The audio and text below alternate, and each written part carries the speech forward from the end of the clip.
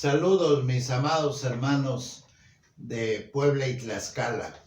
¿Cómo pasaron el día? ¿Bien? Qué bueno, gracias a Dios. Ya es el último día de esta buena experiencia. Regreso al título de esta meditación. Ser productivos o tener producción, o como ustedes lo acomoden, es una buena señal de vida. Está precisamente en Juan 15 del 1 al 17.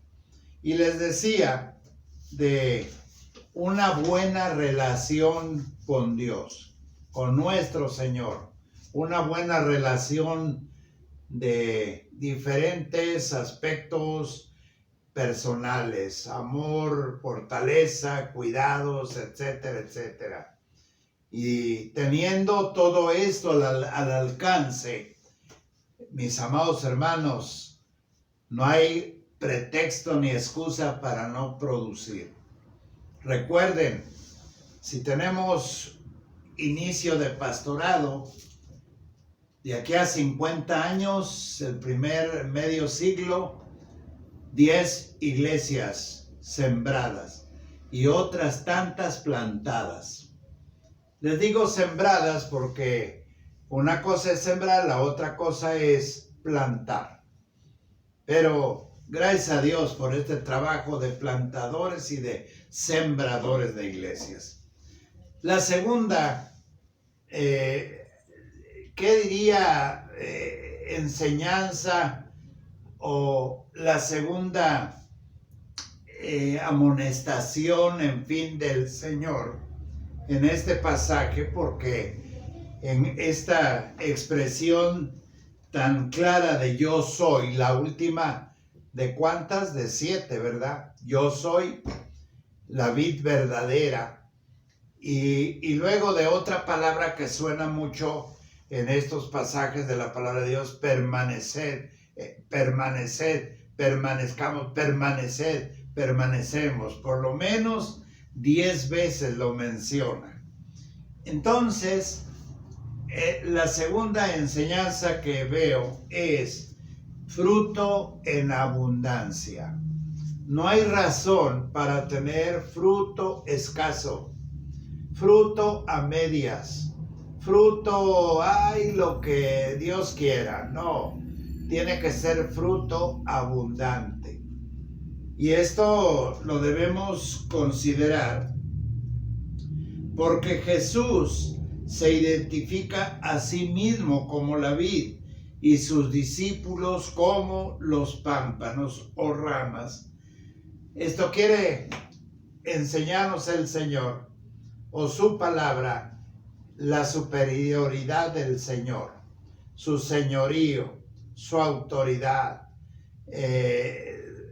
Él está arriba de nosotros, nosotros las ramas unidas a Él, dice la palabra del Señor.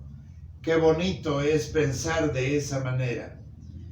El Señor Jesús dejó que el verdadero creyente permanezca en Él y Él en el creyente. Esta es una acción recíproca. El Señor pertenece en mí y yo en Él y Él en mí. Esa es una acción muy clara que vemos aquí. Pero el hecho de permanecer en nosotros abarca dos cosas que quisiera también enfatizar. Una de ellas mora, está dentro de nosotros. Él nos inspira, Él nos da toda clase de herramientas, en fin, como lo vemos en tantos siervos de Dios que en lo más sencillo, en lo más grande, influyen en nuestra vida. Me acuerdo hace años de otro gran hombre, muy conocido en las filas bautistas, don Conchos Guzmán, Concepción Guzmán. Se celebraban las plenarias de nuestra convención en Torreón. Él era pastor ahí en Torreón. y habían alquilado un auditorio muy bonito, y me acuerdo que en ese tiempo devolvieron el chamizal, si no estoy equivocado, y también se inauguró la proyección de la película El Profe. Ya ustedes se imaginarán por qué estoy dando este ejemplo o esta ilustración. Y ese auditorio, con capacidad para más de 4,000 gentes, escasamente había 200 convencionistas para oír el predicador de esa noche. ¿Dónde estaba la mayoría de convencionistas? No les digo dónde, ustedes imagínenselo. Pero pasando, el hermano Bardomiano, Carlos Medellín y su servidor, nos llamó el hermano Conchos Guzmán y nos pregunta: oigan, ¿quiénes son los predicadores de la convención? Y rápido le contestamos: fulano predica hoy, en la apertura, mañana, y dimos los nombres. Y le dice el hermano Bardomiano: y a mí me tocó el mensaje de clausura. Se nos queda viendo de arriba abajo con su cuello mau, porque nunca yo lo vi con corbata, siempre su cuello mau, y nos dice: ¿que no había otros mejores? Pues sabíamos de quiénes venían esas palabras, de un gran siervo de Dios. Pero eso no quiere decir que no tengamos la capacidad. Él mora y Él nos capacita. Dice los versículos ahora del 5: yo soy la vid, vosotros los pámpanos, el que permanece en mí y yo en él, este lleva mucho fruto. No dice algo, no dice un poquito, dice mucho fruto. Qué tremendas palabras de exhortación del Señor.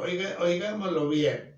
Dice mucho fruto, porque separados de mí nada podéis hacer. El que en mí no permanece será echado fuera como pámpano y se secará, y los recogen y los echan en el fuego y arden. Si permanecéis en mí y mis palabras permanecen en vosotros, pedid todo, dice la palabra del Señor, lo que queréis y os será hecho. Bien valdría la pena cerrar nuestra Biblia y quedarnos ahí. ¿Qué podemos argumentar ante las cosas del Señor para sus siervos, para sus hijos, para sus predicadores, para sus sembradores, para sus plantadores? ¿Qué podemos decir, hermanos? Esto ya no tiene más que ser obedientes y darnos cuenta precisamente que el fruto en abundancia viene precisamente porque Él permanece en nosotros y nos capacita para ello. No estamos a la deriva precisamente. El pámpano depende de la vid, pero la vid no depende del pámpano. Jesús dijo que el verdadero creyente permanece en Él y Él en el creyente. Él mora y nos capacita. Así es. Resultado de esta gran lección y de este gran pasaje de la palabra de Dios. Resultado: productividad, fruto frecuente y de gran cantidad. Tres cosas bien valiosas: productividad, fruto precisamente frecuente y de gran cantidad. Y al ser fruto, porque el Señor permanece en nosotros, es un fruto de calidad. Excelente fruto. No un fruto ahí todo roñosito, no, es un fruto verdaderamente grande. Dice el apóstol Pablo ahí a los Gálatas, ahora en el capítulo 5, versículos 22 y 23. Mas el fruto del Espíritu es amor, gozo, paz, paciencia, benignidad, bondad, fe, mansedumbre, templanza. Contra tales cosas no hay ley. Pero los que son de Cristo han crucificado la carne. Ahí está hablando el Señor. Pero dice claramente el apóstol Pablo en más el fruto del Espíritu, y ahí está una gran lista de fruto de calidad. Otra razón y otra enseñanza tan importante es que debemos permanecer en su amor. Dice los versículos del 9 al 11 en este capítulo: como el Padre me ha amado, así también yo os he amado. Permaneced, dice este versículo, en mi amor. Permaneced en mi amor. Hasta el versículo 11. Estas cosas os he hablado para que mi gozo esté en vosotros y vuestro gozo sea cumplido. Déjenme, hermanos, decirles algo con mucho temor y temblor. Esto es lo que a veces no es nuestra característica, especialmente como pastores. No nos conocemos, a veces ni nos saludamos. En nuestras convenciones, allá en la fraternidad ministerial, si acaso conocen al presidente, al de instituto, secretario, tesorero. Dios me permitió ser presidente de la alianza ministerial. Y me acuerdo que pues tenía yo bastantes amigos, conocidos. Luego fui tesorero y igual no tuve varias iglesias para tener varios amigos ahí.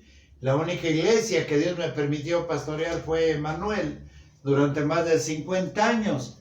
Pero, hermanos, esta es una característica de los pastores. No nos hablamos, no nos conocemos, menos nos vamos a sincerar, menos nos vamos a aconsejar.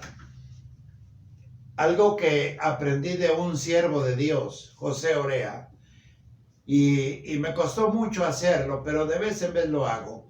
Y él me decía: Edén, cuando tú veas algún problema en algún pastor, ve y háblale. Sea cual fuere, van a pasar dos cosas: o te oye o se enoja contigo. Y es cierto. Pero no quiero dar ejemplos, pero de veras que Dios me ha permitido a veces atreverme a hacer eso. Atrevámonos, pastores, atrevámonos, hermanos, de vez en vez a hacer esta dinámica, si ustedes lo consideran de esta manera, porque el Señor dice: el que permanece en mí, el que permanece en su amor. Y este amor, hermanos, es para hacernos esas observaciones convenientes como siervos de Dios. Hay códigos pastorales ahí en nuestra alianza ministerial, tanto de Puebla como de la nacional, pero ahí están guardados. Hay acuerdos fuertes. Yo me acuerdo de uno de ellos, que no puede pertenecer a la alianza nacional alguien que sea masón. No puede pertenecer a la alianza alguien que se divorció. Esos son acuerdos que están tomados. Pero eso no quiere decir que tu llamamiento esté en riesgo, en peligro. Está en riesgo seguramente tu pastorado en ese momento. Pero cuando Dios nos da esa clase de amor, ya lo hemos visto, quita, dice el último versículo, multitud de pecados. Y esto es lo que nos hace falta para evitar que vayamos a paso lento, creciendo como una denominación histórica. Hermanos, no estamos impactando a nuestra patria, ni siquiera a los más cercanos de otros países como verdaderos cristianos sembradores y cosechadores de grandes frutos. Ahora, quiero rápidamente terminar este tiempo de devocional y quiero decirles que este amor que permanece a través del Señor en mí no es por temporadas. Ahora te hablo, mañana no, mañana te muestro mi amistad, pasado no, en fin, cuesta mucho, hermanos, el conservarlo. Pero miren lo que dice los versículos 12 en adelante. Dice así: este es mi mandamiento, que os améis unos a otros como yo os he amado. Nadie tiene mayor amor que este, que uno ponga su vida por sus amigos. Vosotros sois mis amigos si hacéis lo que yo os mando. Ya no os llamaré siervos, porque el siervo no sabe lo que hace su señor, pero os he llamado amigos, porque todas las cosas que oí de mi Padre os las he dado a conocer. Qué manera de cerrar, hermanos, estos 17 versículos. Qué mensaje profundo nos da el Señor en este día. Yo creo que esta es una buena conclusión. Amarnos hasta lo máximo. Amarnos hasta lo máximo. Como dice uno de los héroes de los niños, hasta lo infinito. Hasta ahí debemos amarnos. El amor que debemos tener unos a otros significa obedecer sus mandamientos. Y muchas veces hasta sacrificar la vida por los amigos, dice la palabra del Señor. Y el Señor ahora nos dice: ya no os llamaré esclavo, sino amigo, porque el amigo recibe información personal. ¿No así lo dice el Señor? Lo que me reveló mi Padre, ahora ustedes lo saben y se lo revelo a ustedes. Eso es ser amigo. Entonces, ¿por qué guardamos secretos? ¿Por qué guardamos a veces llamadas de atención? ¿Por qué a veces, aunque no nos guste, yo viví una experiencia, no me agradó, ya pasaron esos tiempos turbulentos, pero seguimos amándonos, ¿verdad, hermanos? Seguimos todavía queriéndonos, porque ahora, dice el Señor, son ustedes mis amigos. El que es siervo solamente recibe indicaciones sin explicaciones. ¿Se acuerdan de Simón Bolívar? Cuando llegó un soldado y Simón Bolívar le da una orden y ese soldado le quiere pues hacer algunas observaciones y Simón Bolívar le dice al soldado: las órdenes de un general no se discuten, se cumplen. Hermanos, para terminar, establece una diferencia entre dos tipos de poda, porque la vid tiene que ser podada, los pámpanos tienen que tomar un proceso de restauración, de limpieza, etcétera. Y qué bueno que a veces tenemos conferencias que tienen que ver con la vida moral del pastor, la vida moral, la vida sentimental, la vida material del pastor, que eso debe ser prioritario en nuestras vidas. Pero el Señor tiene dos acciones de poda para ilustrarlo. Una es quitar y la otra es limpiar. Las ramas que llevan fruto se limpian. Se hace un trabajo concienzudo de que queden bastante listas para traer fruto abundante. Las ramas que llevan fruto, óiganlo bien, se limpian.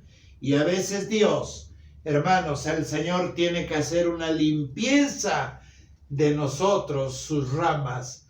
Él tiene que limpiarnos. Él tiene que quitar de nuestra mente, decía el hermano Orea, ese cochambre que a veces hay en nuestras mentes, y no digamos que no, porque triste es decirlo, hermanos, que a veces hay siervos golpeadores de sus esposas, perdón por decirlo, pero es la verdad.